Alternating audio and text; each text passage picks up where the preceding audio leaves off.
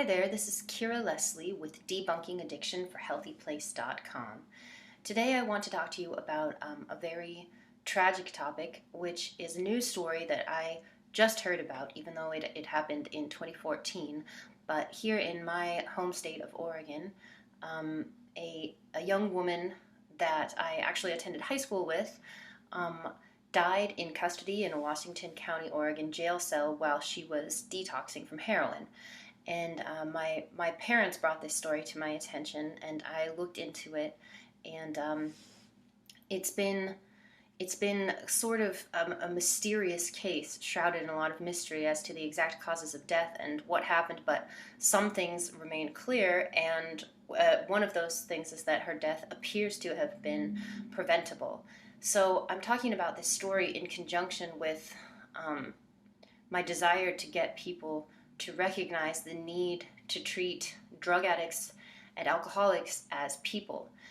We cannot afford to dismiss drug addicts and alcoholics as just drug addicts, just alcoholics, just a drunk, anything like that. That sort of thinking is what leads to death, quite frankly, and leads to people not getting help, not seeking treatment.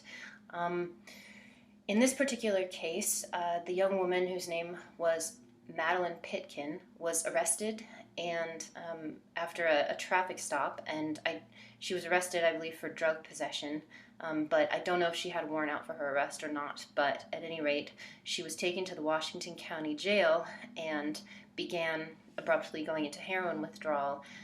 7 days later, she died in custody despite repeated pleas for help.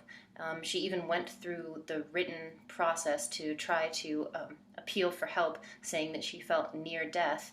And this whole story is covered extensively in the Oregonian by their reporter, Rebecca Woolington, to whom I am grateful for bringing this to the public's attention and to my attention as well, because I hadn't heard about the story before.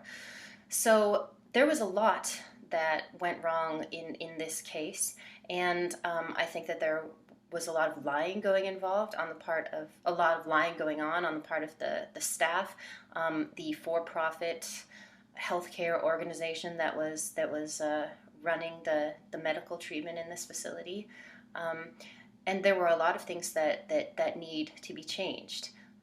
But that being said, and a lot of those things need to be changed probably on a legislative and a systemic level. That being said, something that I think that we each can do and try to do for others in our lives and those around us is to take a stand against dismissing people who are affected by addiction as being less than, as being other, as being something that is not you. Because in fact, addiction does affect every single type of person on this planet.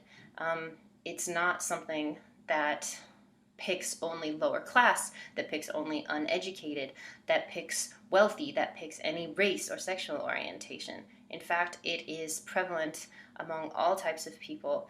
And I'm counting alcoholism as a form of addiction as well, because that's how I consider it.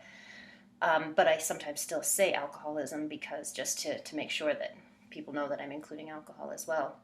So I was affected by this sort of stigma when I was active in my addiction, and I know what it's like to be dismissed as just a drunk girl.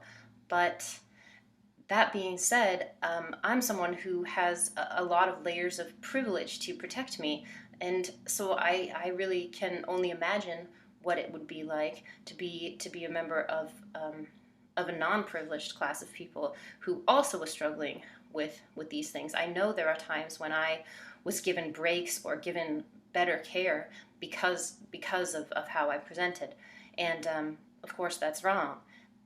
But we need, as a society, to change our opinions of drug addicts and to stop dismissing and dehumanizing and devaluing people based on their addiction struggle. For me, one of the times that this happened was after I was assaulted by a stranger, and I already was so full of guilt and shame from this whole situation back in 2006 that I didn't want to seek treatment. I didn't want to go to the hospital.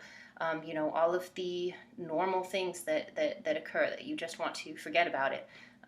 But it was actually a very kind police officer who convinced me eventually that I should go to the hospital.